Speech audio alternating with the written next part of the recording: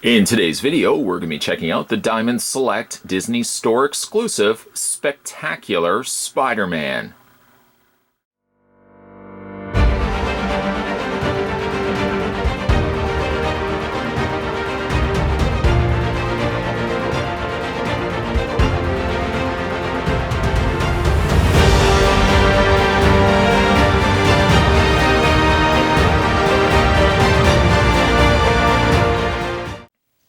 Grabbing the tape measure.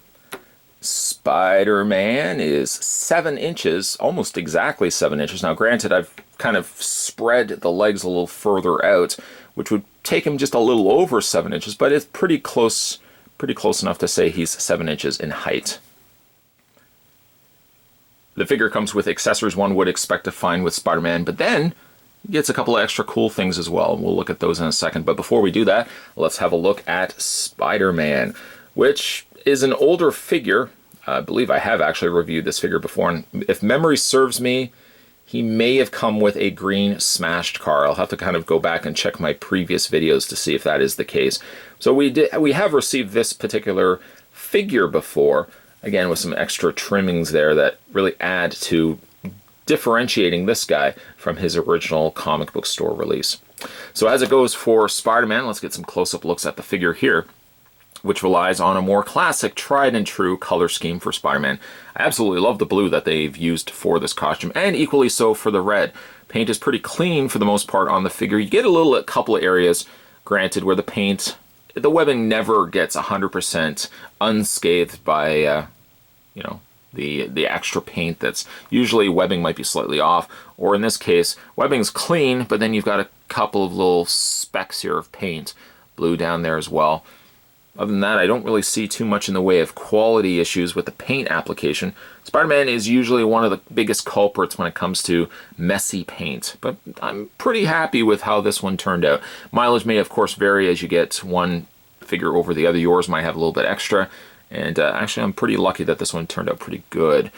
Face sculpt is one of my favorites, incorporating, well, a more egg-shaped Spider-Man head, and then the more larger eyes. I do quite like the eyes. They could have been a little further down, but no, I do really dig the design choice here for this particular head sculpt. Very large Spider-Man emblem on the back, as well as your classic Spider-Man logo on the front. He's a proportionately accurate Spider-Man for what I would want for my collection. I think he marries very well like a lanky Spider-Man, but then also he's got a little bit of the muscle as well. So he's not an overly, scrawny looking Spider-Man. He has muscles where it needs to be. And like areas in the leg, for example, they've given this dark, kind of little bit of darker blue that's been added to around the thigh area. Other than that, there's really no additional paint. There's no extra darker reds. There's no darker blues that have been incorporated to the figure. They've kept it pretty bare bones, and I think maybe that's why I like the figure so much. Sometimes when you add excessive amounts of paint is when it really bogs the figure down and ends up making the figure look just really dirty and muddy. But I'm overall pretty happy with this figure. The reds, just touch base on the reds for a short period of time. The torso area here does seem like it's a slight different shade of red than the head, the shoulders, and the belt waist area. It's a small thing, a small little gripe, but I feel the need to mention that, just so that you guys know I'm paying attention. And the webbing on the back, again, really nicely clean. The blue, I really like this shade of blue. This is probably one of my favorite shades of blue for Spider-Man. Okay, so that is the figure in a nutshell. Now, he does, like I said, come with a ton of different accessories. We can look, of course, at the defaults. Something that you will always expect to find with Spider-Man, a whole bunch of interchangeable hands. This one, no exception. Comes with a pair of web shooting hands. That's, of course, go-to. And this actually, these were the hands defaulted. It's funny that when you get a Spider-Man figure, 9 times out of 10, the defaulted hands that they always put in the Spider-Man head's arm socket usually are the web shooting hands. I always find that funny. Not ha-ha funny, but I do find that funny. I actually did take those hands out and I just replaced them with these kind of web, wall crawling hands, which I prefer a little bit more. So he does come with those hands as well. Get him to stand. Hold on there, Spider-Man. We're almost finished this review. Comes with a pair of closed fists.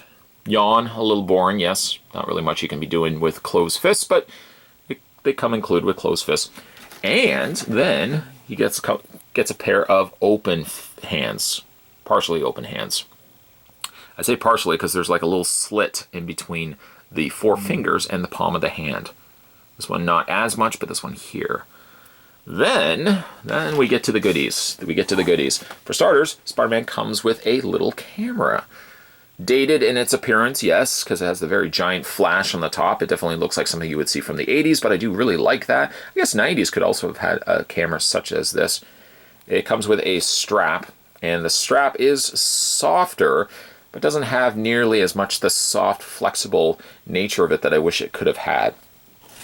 You can put it over Spider-Man's head, and it just kind of, it looks a little silly, but or you can also have him holding it too. Now granted, this is the problem I have with this one figure, is that he doesn't really have properly gripping hands to hold the camera. You would say to yourself, well, can't he go and replace the hands with the partially open fists? Yeah, but there's no happy transition between the wall crawling hands and the partially gripping hands. There's no actual means to hold the camera properly. Missed opportunity. I feel they should have had at least clamped hands, or partially, to the extent that Spider-Man could have held the camera on either hand. Doesn't unfortunately have that. I'm sure you could easily find a Spider-Man figure in your collection that has the necessary hands, but you shouldn't have to do that. The figure should already have something to at least support holding the camera. Then we also get an unmasked Peter Parker head. It's not one of my favorite Peter Parker heads, but I have to admit it's actually pretty good. Minus the little notch of whatever that is on his face. A little fleck of paint, a scratch, I don't really know, but he's got that on his cheek, which is a bit of a shame. There's the interior of his head, which apparently tells us that this was cast in red plastic and painted over. It almost kind of gives him more of a muddier look, the skin tone, I should say, that I wonder why they couldn't have just used a flesh tone or lighter plastic. But they used red. That's what we're going to go with. Let's go ahead and pop the head off, like so, and replace it with the Peter Parker head. And it just plugs into place. There we go.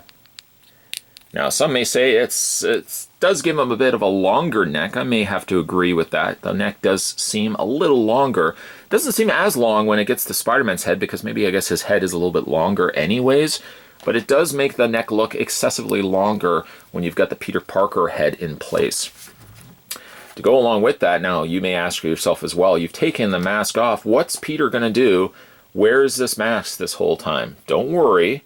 They've also included a kind of loose, just floppy fabric version of the mask. And then you can go ahead and take the hands, replace the hand out. And there is, well, it's not quite enough to hold the mask. You kind of have to pry the fingers open a slight bit to have him to hold the mask in his hand. It's pretty successful, actually. You don't get a whole lot of figures that have this. A lot of times, 9 times out of 10, if you get a unmasked Spider-Man, you tend to usually try to display it with the head in your hand or in his hand, which never really looks right. I think this is an ideal way to display the figure, especially the fact that you've got the double bend in the elbow. You can get some really cool, neat poses from an otherwise reused Spider-Man by making use of the interchangeable head and then the now draping spider mask in his hand. Really a neat looking design look to it.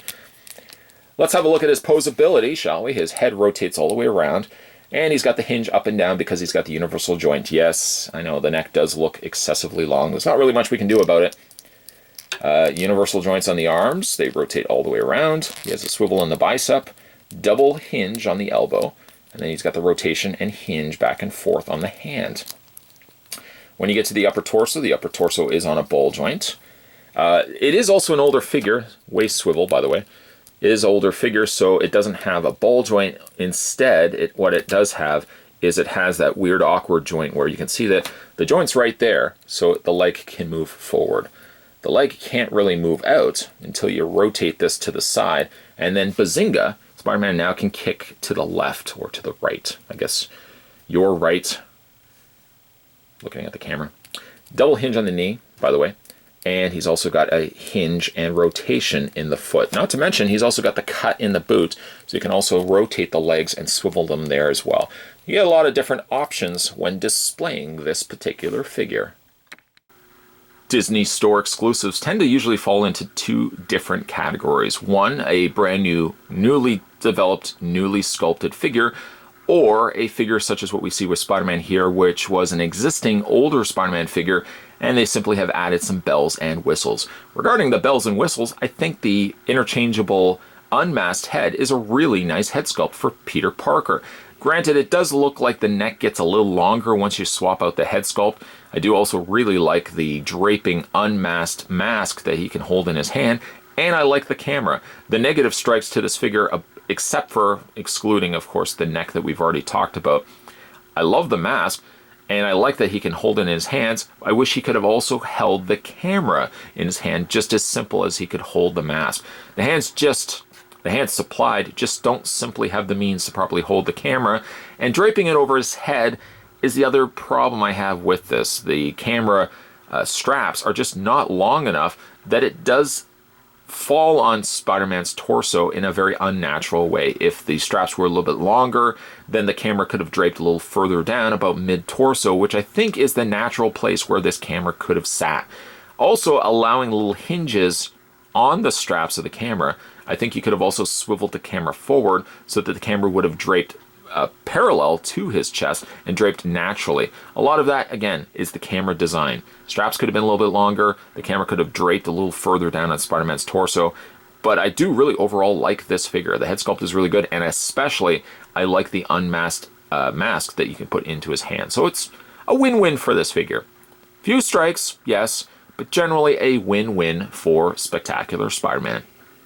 Today we're having a look at the Diamond Select. This was the Disney Store exclusive Spectacular Spider-Man.